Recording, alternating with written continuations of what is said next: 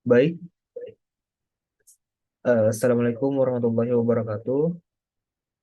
Sebelumnya, perkenalkan nama saya Muhammad Ananta Jibral dengan NIM C0112211062. Jadi, di video kali ini saya akan menjelaskan mengenai mekanisme pembentukan, penyimpanan, serta sekresi dari hormon tiroid. Nah, di fase awal itu yang ini nomor satu, di mana nomor satu ini adalah tiroglobulin, di mana tiroglobulin ini dia mengandung tiroksin. Nah, kemudian tiroglobulin ini diproduksi dari folikel-folikel sel tiroid seperti yang ini, badan Golgi, dan ini retikulum endoplasma. Nah, kemudian di tahap kedua itu yang ini. I ini adalah iodida. Posisinya itu di aliran darah. Nah, iodida ini akan masuk ke dalam sel. Nah, sebelum masuk itu apa namanya? Itu harus melewati yang namanya struktur natrium iodida supporter, simporter. Nah, saat iodida masuk itu akan dioksidasi menggunakan enzim yang namanya tiroperoksidase iodida iodida. Kemudian pas sampai di sini aktif, ini adalah iodida yang aktif atau biasa disebut dengan iodium. Nah, kemudian iodida ini apa masuk ke dalam koloid.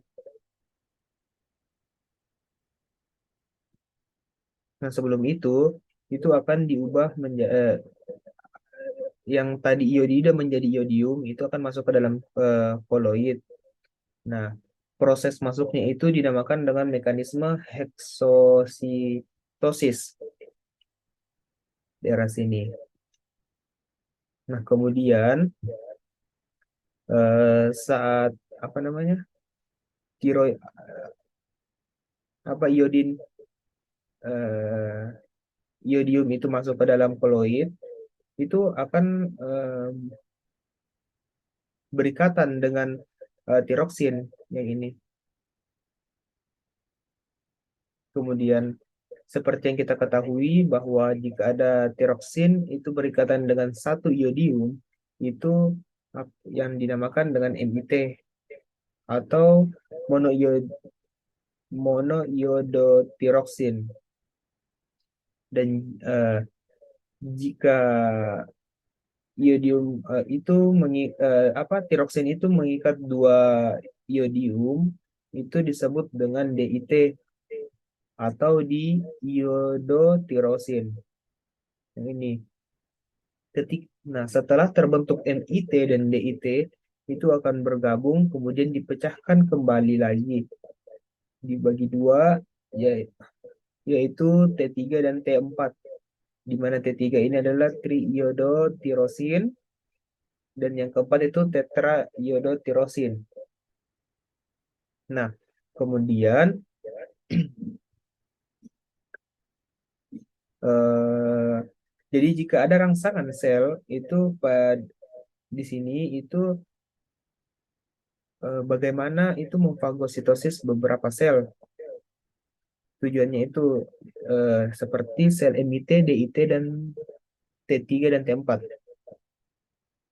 Nah, kemudian itu akan berikatan dengan folikel-folikel. Setelah berikatan, MIT, DIT itu akan dipecah dengan TIT dan T4.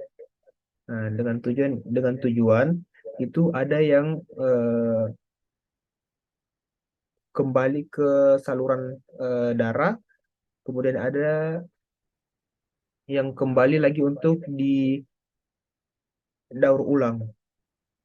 Nah, jadi di sini T4 dan T3 ini akan berikatan, kemudian masuk lagi ke dalam darah.